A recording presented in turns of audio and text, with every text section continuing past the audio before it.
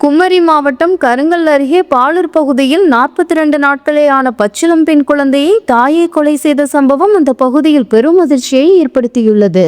தாய் பெனிதா ஜெயண்ணா தனது குழந்தையின் மூச்சு குழாயில் டிஷ்யூ பேப்பரை திணித்து மூச்சை அடைத்ததாக போலீஸ் விசாரணையில் தெரியவந்துள்ளது.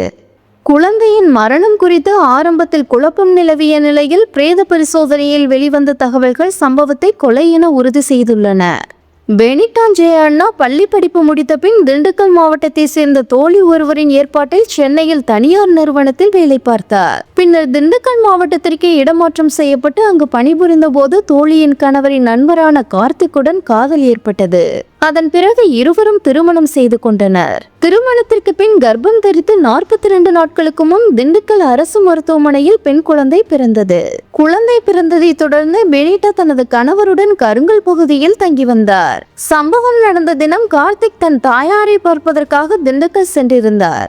2 நாட்கள் கழித்து திரும்பி வந்து குழந்தையை எடுத்து கொஞ்சம் பொழுது குழந்தையின் நெற்றியில் காயமடைந்து அசைவின்றி கிடப்பதை பார்த்து அதிர்ச்சி அடைந்தார். குழந்தை பால் குடிக்கும் போது கீழே விழுந்து காயம் ஏற்பட்டதாகவும் பால் குடிக்கும் போது மூச்சு திணறி இருக்கலாம் என்றும் பெனிதா கூறினார். உடனடியாக கார்த்திக் குழந்தையை தனியார் மருத்துவமனைக்கு கொண்டு சென்ற போது குழந்தை ஏற்கனவே இறந்துவிட்டதாக மருத்துவர்கள் தெரிவித்தனர்.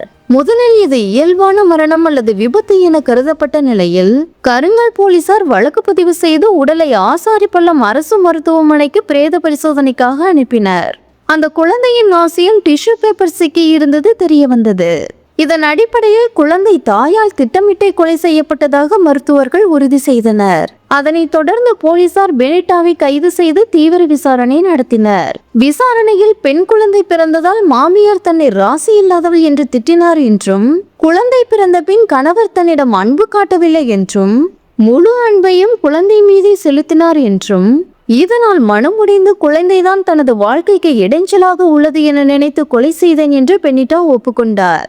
முதலில் குழந்தையின் தலையை சுவரில் அடித்து கொல்ல முயன்றும் முடியாமல் போனதால் இறுதியில் டிஷ்யூ பேப்பரை மூச்சு குழாயில் திணித்து கொன்றதாகவும் அவர் தெரிவித்தார். தற்போது பெனிதா சிறையில் அடைக்கப்பட்டுள்ளார். இந்த சம்பவம் முழு மாவட்டத்தையும் அதிர்ச்சியில் ஆழ்த்தியுள்ளது.